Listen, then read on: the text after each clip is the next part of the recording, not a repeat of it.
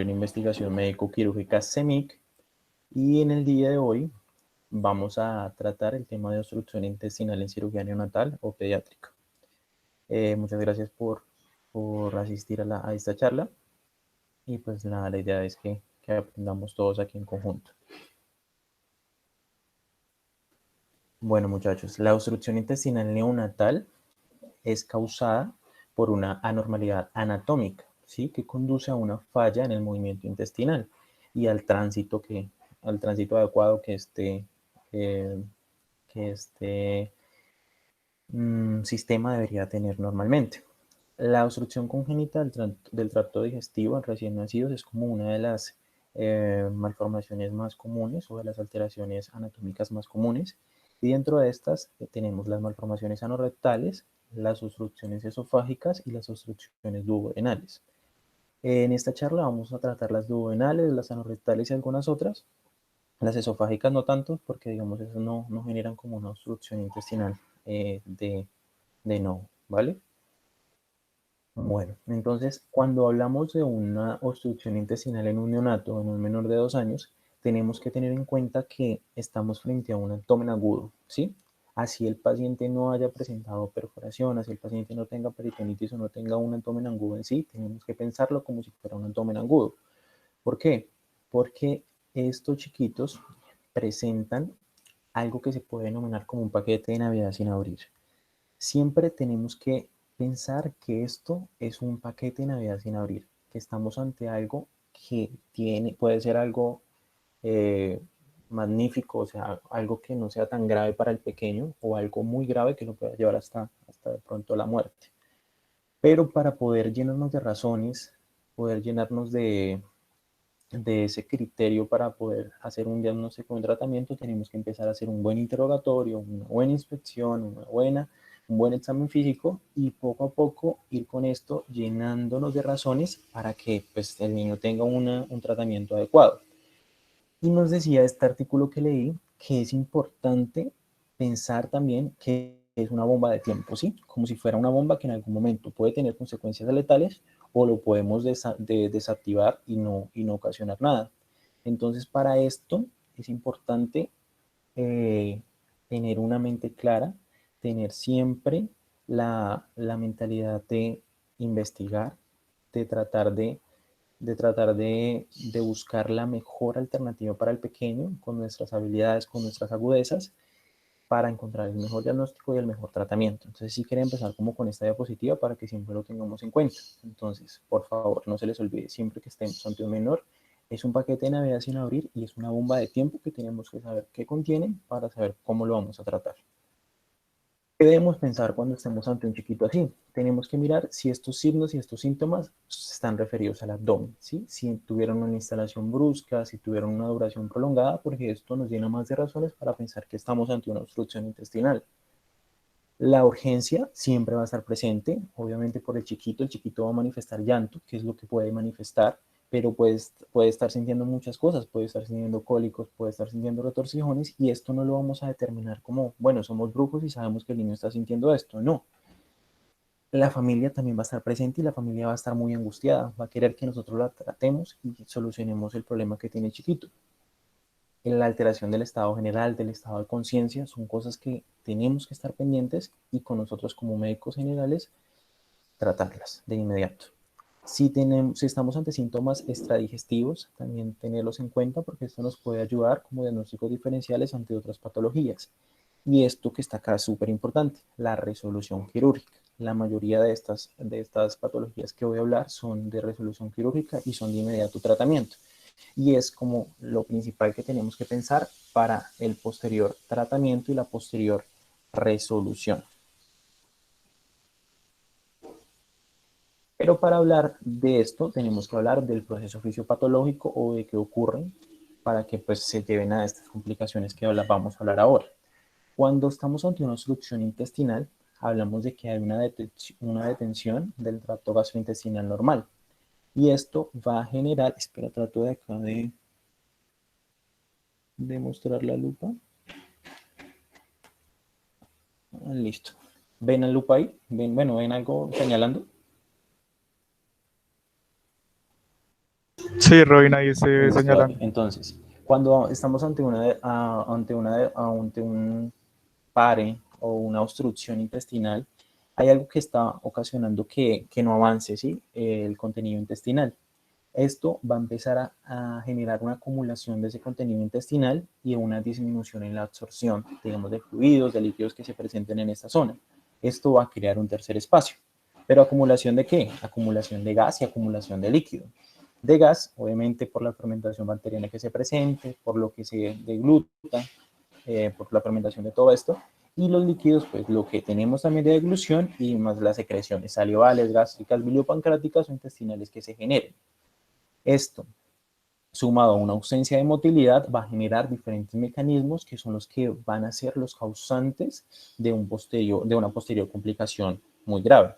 Entonces empiezan a haber aumento en la presión intraluminal de la zona y esto ocasiona que haya también edema y éstasis venoso. Y también que la proliferación bacteriana se manifieste. Cuando se presenta todo esto, pues el paciente va a tener, el chiquitico va a empezar a tener distensión abdominal, y esto va a ocasionar que haya muchas complicaciones.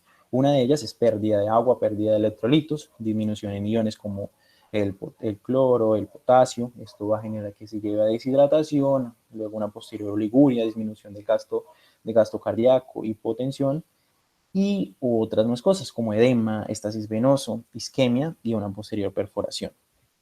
Todo esto es un cúmulo, una cascada de acontecimientos que va a llevar a una finalización catastrófica, como puede ser una trombosis isquémica y luego una perforación y finalmente una sepsis. Con todo esto, les estoy diciendo que esto es de tratarlo con urgencia, ¿sí? Porque cuando nosotros tratamos de detectar esta patología a tiempo, podemos estar en que el paciente esté presentando edema, esté presentando aumento de la presión y si lo tratamos adecuadamente, vamos a generar que esto se resuelva. Pero si no, vamos a tener las complicaciones graves como una sepsis y una perforación y después una posterior peritonitis. Las causas se pueden dividir en mecánicas o en funcionales. Cuando hablamos de mecánicas, son por defectos congénitos que presenta el chiquito. Estos defectos pueden deberse a intrínsecos como atresias y estenosis intestinales, malformaciones anorrectales o el hilio meconial. Cuando hablamos de extrínsecas nos referimos más como a páncreas anulares, como a defectos en la rotación o malrotación, y cuando hablamos más de funcionales nos referimos más como a Hirschsprung, ¿sí?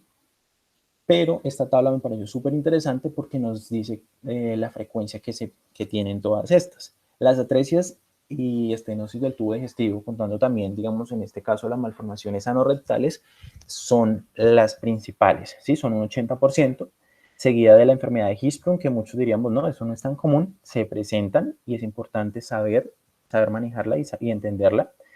Y también las malrotaciones intestinales, vólvulos, bridas de Lange, y los cilios meconiales. Esta presentación clínica es patoneumónica y típica de una obstrucción intestinal neonatal. Primero empezamos con un dolor, ¿sí? Un dolor agudo, que generalmente es tipo cólico. Allí vamos a encontrar al neonato llorar, que es como la principal manifestación que puede tener nada más. También tenemos signos que estos nos alertan de una posible presentación clínica posteriori, como pueden ser los polidrasmios maternos. Estos polidrasmios maternos, esto se hace con un método, se puede utilizar, ¿sí? Un método de Phelan, que es nada más la determinación del índice de líquido amniótico, que cuando es mayor a 25 centímetros decimos que estamos ante un polidrasmio materno. Esto se hace es dividiendo el útero de la madre en 4 cuadrantes y determinando cuál es como el saco, la laguna, el cúmulo de ese líquido amniótico que tiene mayor cantidad y se suma y luego se hace un índice. Lo relevante con este índice de líquido amniótico es que si supera, como les dije, 25 centímetros, estamos ante un polidrasmios.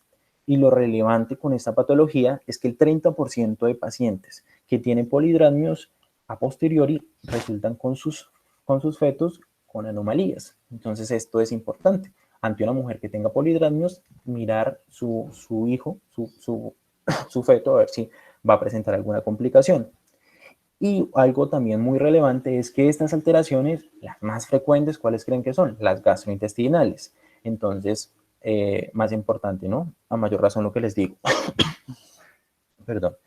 Ahora hablemos de estos tres signos clínicos clásicos que son como la triada de una obstrucción intestinal neonatal.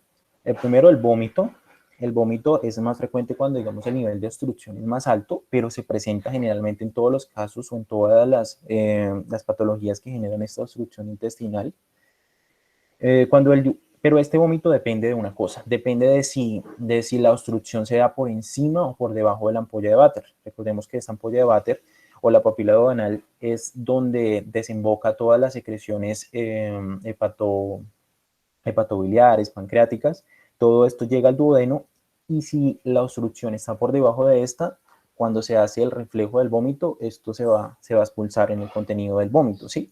Pero si se da por encima del vómito, si se da por encima de esta ampolla, el vómito va a ser común, similar, digamos, a una estenosis pilórica, o como lo vemos en la imagen, digamos, este vómito que parece blanco, que a veces se confunde con un reflujo, que es la leche que el niño está consumiendo. Entonces, esto nos ayuda como a diferenciar. Hay algo que cuando hablamos en cirugía pediátrica de vómito de contenido biliar, o sea, un vómito que es como más amarillo, verdoso, pues porque tiene las secreciones gastrointestinales, esto se atribuye a una obstrucción intestinal hasta que se demuestre lo contrario, ¿sí? Entonces siempre tratarlo así.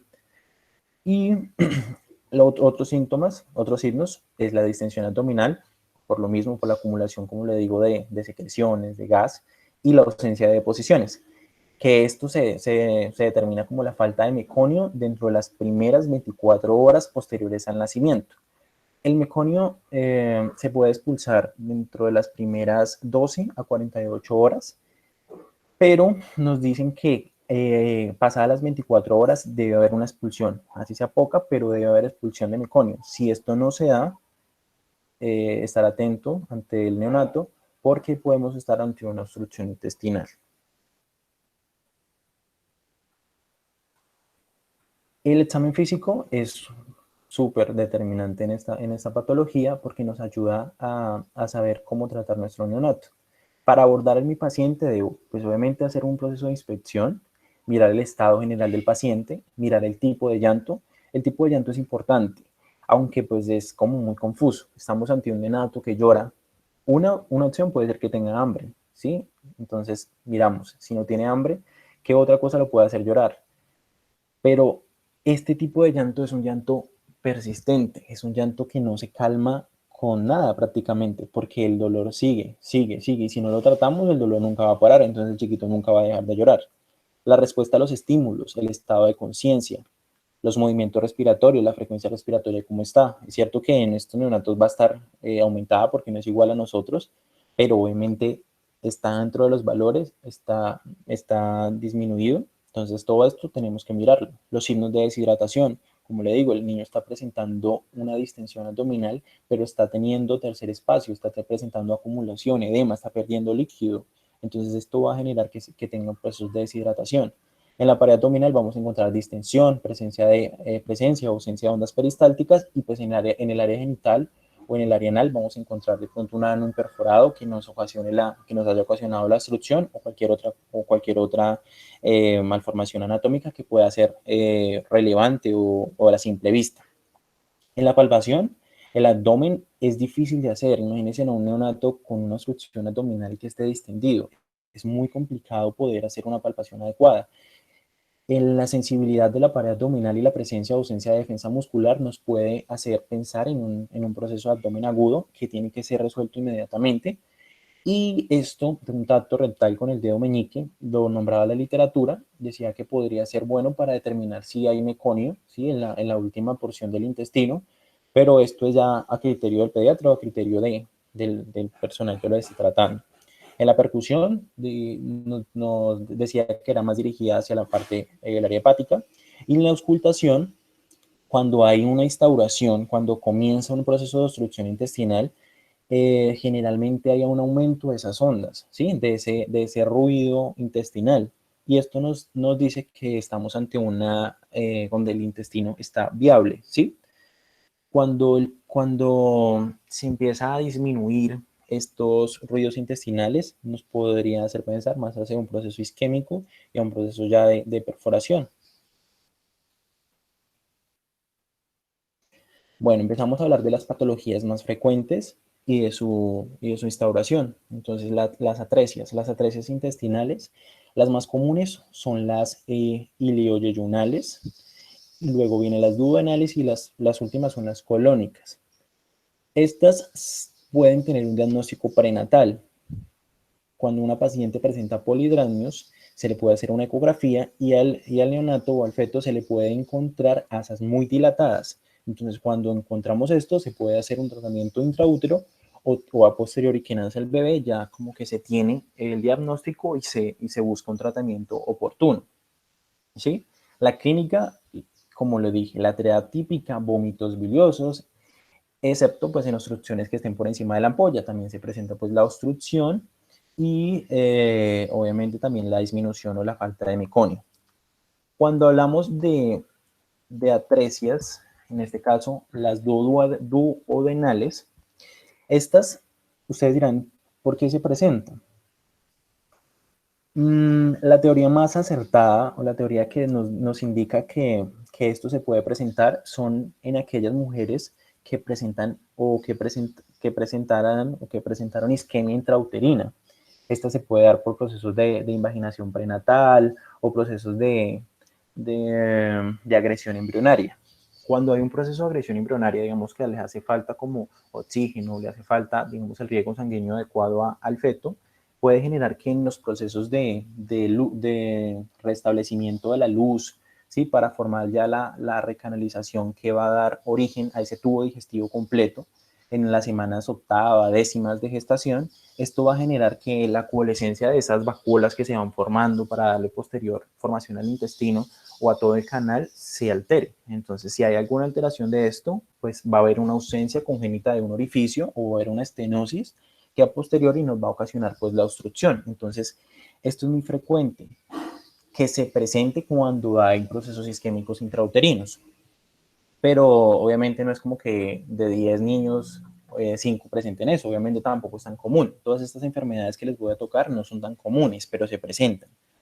Nos decían que hay una incidencia de 1 a 5.000 o de 1 a 10.000 de nacidos vivos y se asocian mucho a trisomías, como la trisomía 21. Un tercio de los pacientes con trisomía 21 presentan atresias duodenales o presentan algún tipo de atresia o otra malformación intestinal. La clínica, vómitos biliosos en el epigastrio abombado, que digamos hasta ahorita estamos iniciando el trato, el recorrido intestinal, entonces allí se puede presentar como una distensión a nivel de epigastrio y puede haber expulsión o no de meconio cuando la obstrucción no es completa, ¿sí? Cuando es completa no hay expulsión, pero en algunos casos hay una estenosis, ¿sí? Hay un cierto meconio que alcanza a pasar y esto no nos puede confundir, porque si nosotros vemos meconio decir, no, ya no, el niño no tiene nada porque expulsó meconio, no, tampoco es tan así. Tenemos que llevar un control y tenemos que tener en cuenta que se puede expulsar meconio cuando hay una leve o una pequeña estenosis, pero esto eh, se puede obstruir con el meconio mismo y ocasionar la obstrucción completa. Entonces, tenerlo en cuenta. El diagnóstico con una radiografía simple de abdomen. En esta vamos a encontrar un patrón típico que es llamado en doble burbuja. Aquí vemos aquí donde les estoy señalando con la flechita negra, vemos una imagen radiolúcida en la cual esto pues, es el estómago. Aquí estaría el proceso obstructivo y esto sería aire en la parte, digamos, proximal de la obstrucción. Esto nos indica que hay un proceso de obstrucción y es típico de doble burbuja. Esta doble burbuja también lo podemos encontrar en otras patologías que vamos a ver ahora, como un volvulus intestinal. El tratamiento se basa en una sonda nasogástrica que descomprima y evacúe todo el contenido gastrointestinal que puede estar y el tratamiento quirúrgico sería una duodenostomía, que en lo que consiste es como que se suturan ambos lados, ¿sí? El proximal y el distal del intestino, luego se aproximan, después se hace una sutura transversal, una longitudinal y después lo que se hace ya es unas suturas ininterrumpidas. Obviamente tratando de dejar súper íntegro esta zona para que no haya ninguna escape o algún lugar para la llegada de bacterias o un proceso de proliferación bacteriana. El páncreas anular es otra causa de obstrucción duodenal. Se debe a que cuando está en la formación embrionaria del intestino, en la tercera semana de gestación, surge en el duodeno yemas hepáticas y yemas pancreáticas, que después obviamente tienen su proceso de regresión y se van a sus lugares específicos dentro de, bueno, dentro del abdomen, ¿sí? Dentro de su lugar específico. Cuando hay una falta de regresión de la porción ventral del páncreas, entonces esto generalmente se da en la segunda parte del duodeno, provoca una estenosis de salud duodenal, que sería en esta parte. Entonces, al haber una estenosis de salud, pues obviamente genera la obstrucción y es el 30% de obstrucciones que se presentan a este nivel. La clínica es similar a la atresia duodenal y los vómitos biliosos son en un 80% porque allí ya han pasado lo que es la ampolla de Vater y pues obviamente va a presentar todas las secreciones y todo lo que ya pasó por allí. El diagnóstico también puede generarse muchas veces intraoperatorio. Los hallazgos prenatales en ecografía también ayudan y la radiografía de ecografía abdominal nos determina el páncreas en esa localización y pues allí lo que hay que hacer es entrar, hacer con una sonda nasogástrica el descomprimirlo, evacuar todo el contenido gástrico y hacer el mismo procedimiento que hicimos ahorita, hacer una duodenostomía, pero en este caso no debemos resecar el páncreas que está porque pues recordemos, tiene funciones tanto endocrinas como exocrinas y es importante para todo el funcionamiento fisiológico. Dentro de las atresias intestinales también tenemos las atresias yeyunoileales. Estas son las más frecuentes.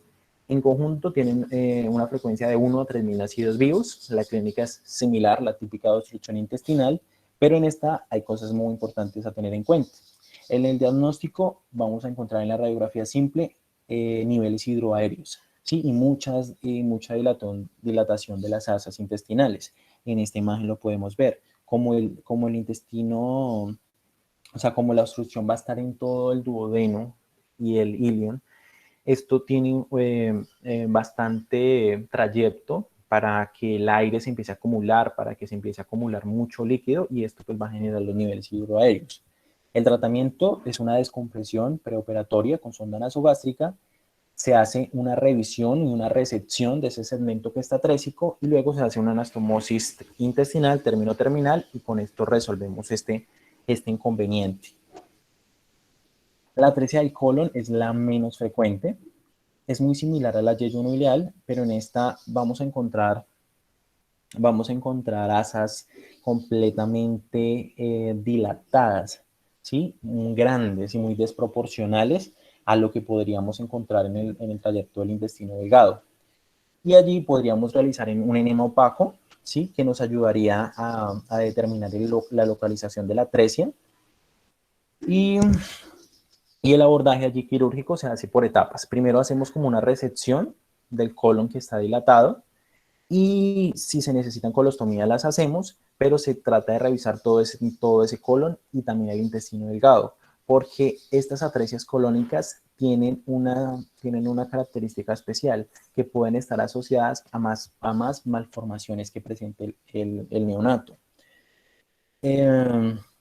Y dentro de estas alteraciones podemos encontrar fístulas, ¿sí? Como fístulas urinarias, entonces podemos encontrar meconio en la micción y todo esto. Estas atresias colónicas tienen una incidencia del 1,8% al 10% y también se asocian mucho a daño vascular, ¿sí? Daño vascular mesentérico que se pueda presentar. Acá vemos cómo esta asa está completamente dilatada. Acá vemos aire y también vemos presencia de líquido, con esto acá que está un poco más radiopaco. Las malformaciones anorrectales, estas se presentan en los procesos también embrionarios y se da más o menos en las semanas 6 cuando hay un defecto en la división de la membrana cloacal. Incidencia de 1 a 5.000 recién nacidos vivos. En la clínica es importante la inspección porque vamos a poderlo observar, ¿sí? Vamos a poder encontrar estas atresias y también pues fístulas que se puedan haber, como perineales o vestibulares las pueden haber. Y la clínica típica de obstrucción. El diagnóstico es clínico porque, como les digo, lo podemos ver y radiológico también. En la radiografía la podemos hacer lateral, ¿sí? Lateral de abdomen, en decúbito prono y a las 24 horas o el proceso del primer día de nacido. Y esto nos orienta sobre la altura del bolsón rectal para el posterior proceso quirúrgico. Los estudios ecográficos también nos ayudan a descartar otras malformaciones asociadas. Y la cirugía que se hace sería una anorrectoplastia sagital posterior. Pero allí es importante que el cirujano pediátrico tenga en cuenta la preservación de la continencia fecal, que es como el principal objetivo a tener en cuenta. La enfermedad de Hirschsprung es una enfermedad que se caracteriza porque hay ausencia de células ganglionares, ¿sí? Del plexo nervioso autónomo entérico, provocada por una alteración de la motilidad, ¿sí? Cuando también en el proceso embrionario están migrando estas células ganglionares a su localización a nivel colónico, estas no van a esa zona, y si no van a esa zona, pues se queda sin el marcapasos intestinal que ayude a que las ondas peristálticas trasladen lo que es el contenido gastrointestinal. Entonces, si no se presenta esto, pues se va a dar un proceso obstructivo, porque no hay quien empuje todo ese contenido que se está generando. Es raro, sí, es raro también que se presente y es más frecuente en neonatos varones. Se asocia también a trisomías. Los segmentos más afectados, el 80% son rectosigma, como lo vemos acá, y el 15% ya en otras porciones, y es muy raro también que se presente en todo el colon. Dicen que solo un 5% de casos se ha reportado. Esta enfermedad de Hirschsprung inicialmente empieza con gran distensión abdominal y ausencia de meconio también, y posteriormente ya empieza con un rechazo de alimento, vómitos también biliosos que evolucionan a fecaloides. A nivel radiográfico podemos encontrar gran dilatación también de asas intestinales porque estamos en la sección colónica, y vamos a encontrar cuando hacemos un enema opaco cumbario, vamos a encontrar en la zona de transición, vamos a encontrar como una especie de embudo, ¿sí? Digamos que nos muestra muy claramente que esta zona sería, aquí estarían zonas con células gangliónicas que darían la motilidad normal de este intestino, pero acá estarían las zonas agangliónicas que pues lo que ocasionaría es el proceso obstructivo. Esto no podemos decirlo como vemos la radiografía y decir, no, esto ya es una enfermedad de Hirschsprung. No se puede hacer porque esto necesita una confirmación histológica, una confirmación con biopsia de la pared que está afectada. Entonces esto tiene una sensibilidad y una especificidad del 100%. Cuando les hablaba ahorita del enema cumbario, les dije que se ve una zona en embudo, y esta zona en embudo y la persistencia de esta zona luego, digamos, de 24 horas de aplicado el enema es un signo también clásico de esta enfermedad, porque acá, así le apliquemos un enema, esto nunca progresa, como que se queda estancado en esta zona. Entonces, si vemos que esto está estancado, también nos llenamos de razones para pensar en una enfermedad de Hirschsprung. Pero esta patología sería como lo último que vamos como pensando, ¿sí? Primero nos vamos por las atresias, primero nos vamos por las malformaciones anorrectales y luego vamos descendiendo hacia lo menos común, ¿sí? Tener en cuenta eso. Cuando vamos al tratamiento, inicialmente empezamos con descompresión y evacuación de contenido intestinal. Pero si estamos ante un segmento afectado corto, podemos ir haciendo enemas, ¿sí? De limpieza. Pero si ya estamos ante un segmento más largo y los enemas no nos funcionan, vamos a una colostomía, ¿sí? Que es con una colostomía de descarga con biopsia, obviamente para poder hacer el diagnóstico. Y al final lo que se quiere pues es hacer la extirpación de ese segmento gangliónico y hacer una anastomosis del colon sano. Sí, pues ya con el ano. Esta enfermedad nos puede llegar a complicarse tanto a una enterocolitis fulminante o un megacolon tóxico, que es como lo que queremos evitar a toda costa. Empezamos con las malrotaciones intestinales. La malrotación intestinales es un defecto en el proceso de fijación y de rotación a nivel intestinal. Las principales complicaciones de una malrotación intestinal son los vólvulos y las obstrucciones duodenales por bandas de Lange. Esto ya lo vamos a explicar mejor. Pero puse esta tabla en la que nos damos cuenta de que dependiendo de la rotación anómala que presente el intestino, asimismo presentará un efecto clínico diferente. Ejemplo, aquí vemos que la rotación en el 3A, vemos que hay una rotación normal del duodeno, pero el colon no rota. Si el colon no rota, puede presentarse un vólvulo del intestino medio. O acá vemos que una fijación incompleta del ángulo hepático del colon y esto pues nos lleva a una obstrucción por bandas de Lange. Entonces, dependiendo de la alteración eh, a nivel rotacional o de fijación, así nos llevará a un efecto clínico diferente. Esto pues ya son como la tercera causa más común y presenta también asociación con anomalías congénitas que también debemos buscar. Las vías o bandas de Lange, las bandas o vías de Lange son adherencias fibrosas. Estas son refuerzos congénitos del peritoneo posterior. Cuando no se da una fijación, el intestino empieza a buscar otros sitios de fijación. Entonces es como si fuera una araña, ¿sí? Como que está suelta y ella quiere buscar un anclaje. Entonces trata de buscar un anclaje y esto lo hace pasando por encima del intestino, la mayoría de casos del duodeno, y esto origina que se presente pues la obstrucción, ¿sí?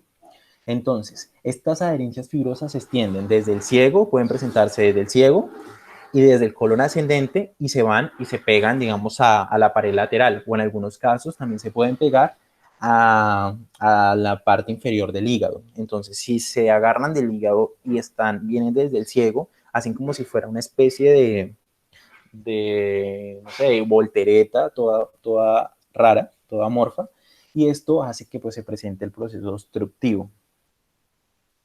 La clínica, vómitos biliosos, porque es típico una obstrucción. El diagnóstico es con una radiografía simple de abdomen y el tratamiento lo podemos determinar con una sección de esas bandas, quitarlas y se fija el ciego, pues donde debería fijarse. ¿Vale? Ya voy a explicarles un proceso mejor, un poco más lo de la rotación intestinal para que lo entendamos y sepamos cómo se llevan a estos procesos. Cuando hablamos de vólvulos intestinales, hablamos de unas complicaciones también por una fijación mal elaborada o mal hecha del intestino en la pared abdominal. Y esta complicación es una de las principales urgencias en cirugía pediátrica, o sea, es la principal, ¿sí? Porque cuando estamos ante un vólvulo intestinal estamos teniendo obstrucción a nivel del flujo venoso, linfático y arterial. Esto nos va a generar una isquemia de nuevo. Esta isquemia nos lleva a perforación y peritonitis, entonces esto hay que correrle. Y es una clínica un poco más aguda, ¿sí? El estado general empieza a deteriorarse más rápido, los vómitos son biliosos, empieza a haber diarrea sanguinolenta y distensión y defensa abdominal, como si estuviéramos ante un abdomen agudo, porque así se va a empezar a manifestar. Cuando estamos en el diagnóstico lo hacemos con radiografía simple de abdomen y con el tránsito intestinal. Esto ya lo explico también. Y el tratamiento se hace con sonda nasogástrica y la parotomía urgente, tratando de desrotar ese intestino y comprobando si está viable, ¿sí? Si está viable, pues se coloca en el lugar que es, pero se debe de hacer una fijación, pero si no, se corre, se deja hacia el lado izquierdo y se deja un día para irlo revisando y para ir determinando si a posteriori no va a presentar también otra malrotación. Y si hay pues zonas necróticas, pues se tratan de resecar y de hacer una anastomosis con el intestino que quede viable. Esto es lo del proceso de fijación que les hablaba. Resulta que esto sería una fijación normal, como les voy a explicar. Las asas yeyunoileales se fijan al peritoneo, ¿sí? Pero esto lo hacen mediante dos puntos de anclaje, que estarían acá determinados por estos círculos que están acá discontinuos. Estos dos puntos de anclaje, el primero estaría determinado por la unión duodeno-yeyunal, que sería también acá donde estaría el ángulo de Trenz, y la segunda estaría en la válvula ileocecal en el cuadrante inferior derecho, que sería acá también a nivel del ciego. En estos puntos, el intestino se fija a lo que es el peritoneo parietal y allí esto hace que cuando se dé el proceso de rotación y que se dé el proceso de tránsito intestinal, pues se dé de forma correcta, ¿sí? Empieza a transcurrir acá normalmente y se empieza a transcurrir y no hay ninguna alteración. Pero cuando se presentan procesos de malrotación, o sea que no hay una fijación adecuada en estos puntos, se puede hacer lo que pasa en esta imagen B, que no hay anclaje completo y el intestino está vuelto un 8, ¿sí? Acá vemos el ciego como está arriba como está en la parte superior, está elevado, está como si fuera a nivel del estómago, el colon ascendente, y esto ocasiona que allí se pueda presentar un volvulus intestinal. Acá está el ángulo de Trenz. El ángulo de Trenz es importante tenerlo en cuenta, ya que este estaría muy directamente relacionado con la posición también del duodeno, ya que el ángulo de Trenz es un ligamento, hace parte del tejido conectivo y muscular que nos ayuda a elevar este duodeno en este pilar acá izquierdo del diafragma. Entonces también si este ángulo de Trenz no está bien, en una radiografía nos dice, bueno, acá hay un proceso de malrotación. Y esto sería a nivel imagenológico, que son las manifestaciones que se ven. En esta imagen vemos el tránsito intestinal. El tránsito intestinal es un mecanismo también diagnóstico para esta patología.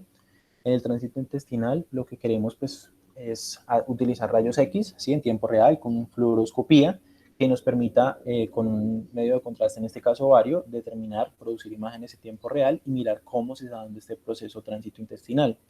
Cuando estamos en procesos de vólvulos o de procesos de bridas de Lang, vamos a encontrar en este tránsito intestinal signos clásicos, como en este caso signo de sacacorchos, que vemos acá, como si fueran sacacorchos, y en el B vemos la morfología en Z, en un proceso de obstrucción por bandas de Lang. Vemos acá cómo está una asa completamente distendida, una asa muy grande, y luego de ella vemos acá que el tránsito empieza a disminuir un poco, cada vez menos, cada vez menos, cada vez menos, y vemos que en las asas más distales casi no hay medio de contraste. Eso nos dice como que hay una obstrucción en este nivel que está ocasionando que en esta zona no haya flujo y que esté generando la obstrucción. Otro signo clásico, como lo dije al comienzo, también es el signo de doble burbuja, que se presenta en procesos atrésicos, duodenales, también como en procesos de vólvulos, que se ve acá. Este es el estómago y esta es la primera, la porción proximal de la obstrucción. Se ve se ven radiolúcidos, se ven negros y se ve acumulación de aire con líquidos. Y este signo también es importante y es un signo característico de un vólvulo simoideo, el signo de grano de café o de balón de fútbol, que representa dos asas completamente dilatadas y que están edematizadas completamente y que presentan poco gas, o sea, lo que más contienen es edema y una dilatación muy profusa.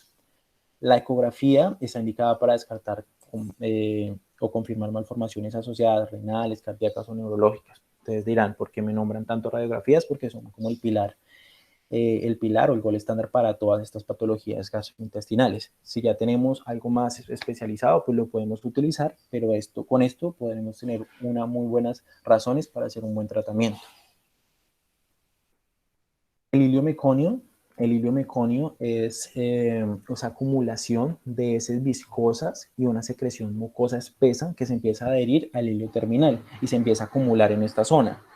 Cuando se empieza a acumular en esta zona, es muy difícil de movilizar, ¿sí? Es muy difícil de que el tránsito se dé adecuadamente. Entonces allí fijo se va a generar una obstrucción. La clínica es típica de una obstrucción intestinal y el diagnóstico es importante. ¿Por qué? Porque en el diagnóstico tenemos que preguntar si hay antecedentes de fibrosis quística aguda, porque este hilio meconial es la principal manifestación en un 10 a 20% de mucoviscidosis o de fibrosis quística, que como sabemos es una enfermedad que nos va a llevar a afectación de las células que producen mucosa, que producen también sudor y que producen jugos gástricos. Y esto nos va a generar fluidos más espesos, fluidos más pegajosos, que luego van a atacar más a los túbulos o a los tractos y va a generar procesos obstructivos por esta espesez que empieza a presentar esta acumulación de todo.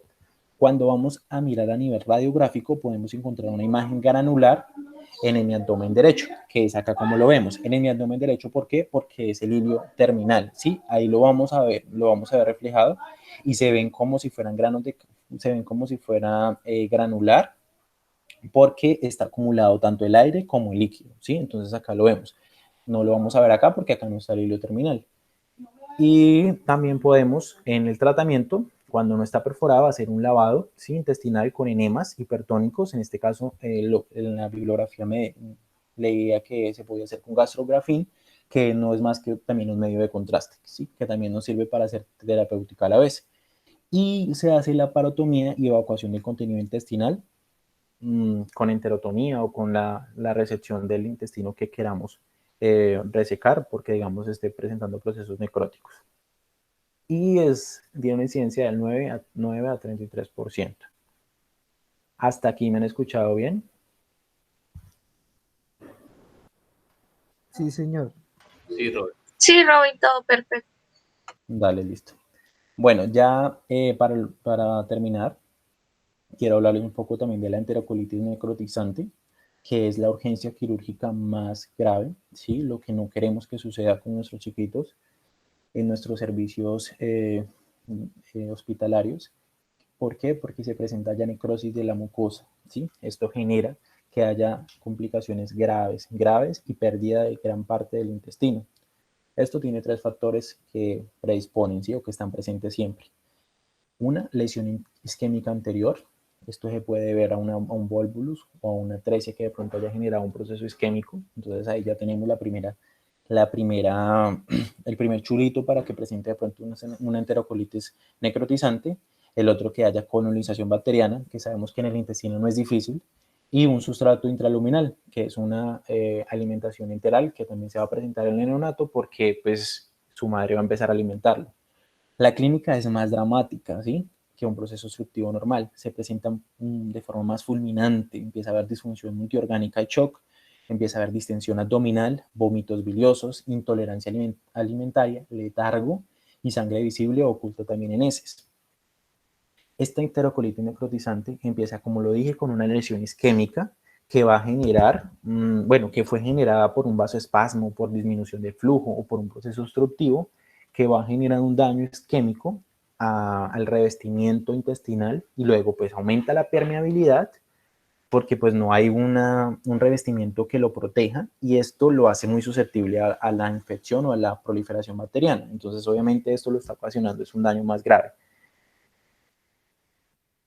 Para tener en cuenta, cuando estamos ante bebés prematuros con bajo peso al nacer, tenemos que tener en cuenta siempre esta patología porque se presenta de mayor manera en ellos, ¿sí?, de un 5 a un 15%. Y la mortalidad es de un 20 a un 50%. Obviamente ha disminuido mucho comparado a años atrás, pero también es grande el porcentaje. El diagnóstico se hace con detección en sangre, se hace con radiografía abdominal, que vamos a encontrar neumatosis intestinal y gas en las venas del sistema porta. Esto es también patogneumónico de esta enfermedad, porque nos refleja que hay gas acumulado dentro de esa pared intestinal, ¿sí?, y dentro de esas venas, que esto también puede generar más complicaciones después. Y el neumoperitoneo, si lo vemos, ya estamos ante un proceso muy grave, ante un proceso que está generando perforación intestinal y que necesita una cirugía urgente. El tratamiento se hace la interrupción de la alimentación, obviamente no se necesita hacer inmediatamente, aspiración nasogástrica, reposición hídrica, antibióticos de amplio espectro. Estamos ante una patología que si no le damos antibiótico el paciente entra en shock, en sepsis y es rápido su muerte. NPT durante 14 a 21 días, NPT pues es nutrición parenteral total, obviamente porque no necesitamos que llegue más alimentación, que se vuelva, como lo dije acá, uno de los 3 chulitos, que siga motivando esta enterocolitis necrotizante a su desarrollo. Entonces, estos son medidas de soporte, que generalmente son las que se hacen de inicio, que son en un 75% de los casos. Cuando vamos a una intervención quirúrgica no son tan frecuentes, pero se hacen cuando ya el intestino está muy gangrenoso o que se necesita, ¿sí? Pero obviamente tiene unas indicaciones que son absolutas, que se deben de seguir.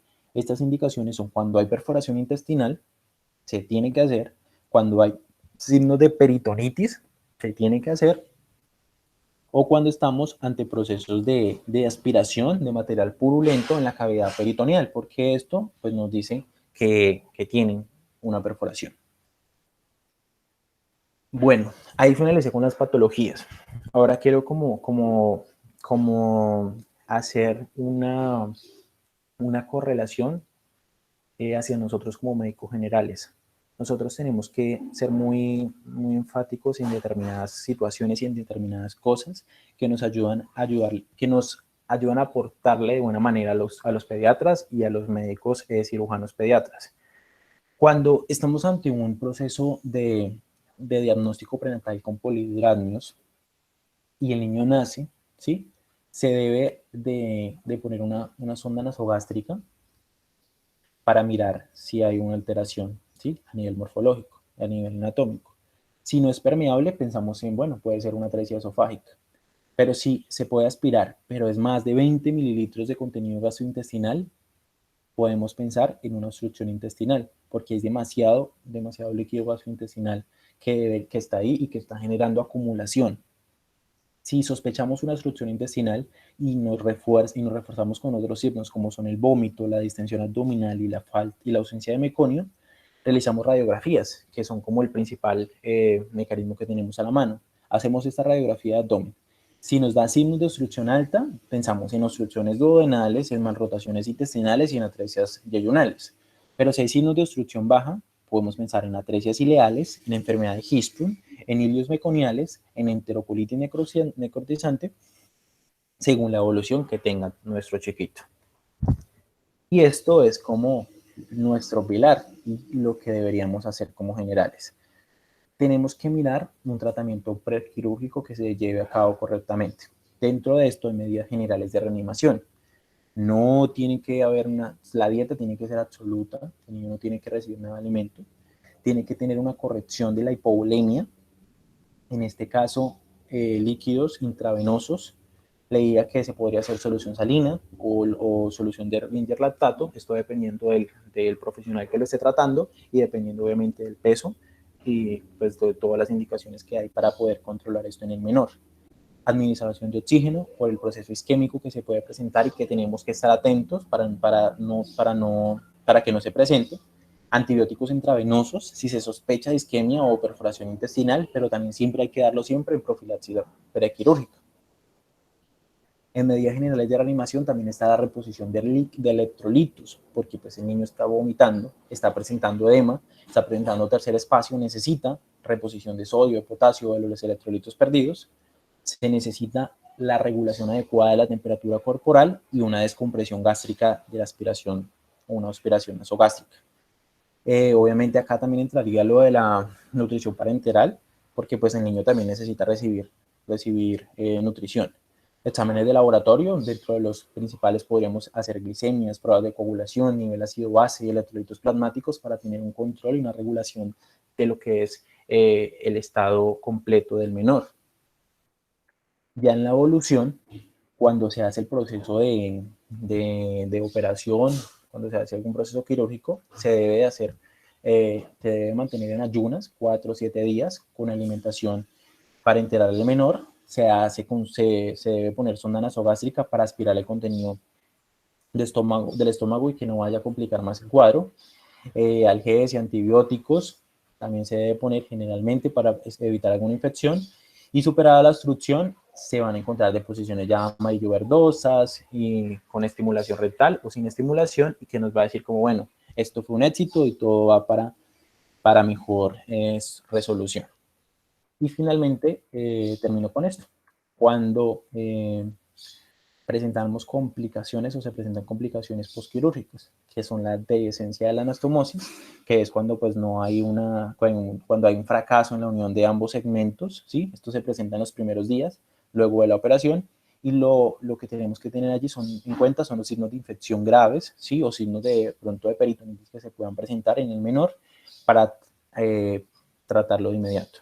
La obstrucción intestinal por víridas también se pueden presentar, pero estas son un poco más tardías, pero siguen presentándose y lo hemos visto también muchos pacientes pediátricos más grandecitos o pacientes adultos que tuvieron un proceso quirúrgico abdominal en la temprana edad, presentan de pronto obstrucción intestinal y hay que tratarlas. Estenosis de la anastomosis se presenta también tardía, de pronto una segunda, tercera semana luego de la cirugía, y esto pues nos alerta cuando hay signos y síntomas que lleven a procesos también isquémicos o procesos obstructivos. Y finalmente, intestino corto. Creo que es una de las principales complicaciones que no queremos encontrar porque pues obviamente genera condiciones muy poco óptimas para el paciente, un crecimiento, un desarrollo alterado. pero pues obviamente tenemos que tratar de manejarlo. Y las conclusiones finales son: 1. Sospechar siempre obstrucción intestinal en madres con polidramnios, ¿sí? Y no solo obstrucciones intestinales, otras malformaciones también presentes que con el polidramnio nos permite tener como una idea de ello. 2. Examen físico minucioso de todo recién nacido o prematuro por el pediatra, pero no solo por el pediatra. Nosotros vamos a hacer en muchos lugares los médicos de primera atención y tenemos que saberlo hacer correctamente y tenemos que saber remitir o tratar, en cierto caso, estos pacientes. 3. Buscar una obstrucción intestinal en todo recién nacido que no haya evacuado a las 24 horas o que presente vómito bilioso. ¿Por qué? Porque son de la triada típica de complicaciones. 4. Del diagnóstico precoz dependerá el éxito terapéutico. Obviamente no queremos tener complicaciones que alteren o que afecten la vida del menor.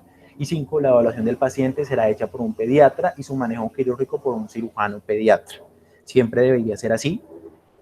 Y cuando no pueda ser así, tratar de que sea en las mejores condiciones o en la situación más óptima para el menor. Al final de todo, siempre queremos que nuestro menor esté tratado de la mejor forma y que esté atendido como se debe y que no vaya a presentar ninguna complicación. Y ya, muchachos, eso es todo. Ustedes me dirán qué preguntas tienen y qué les puedo aclarar.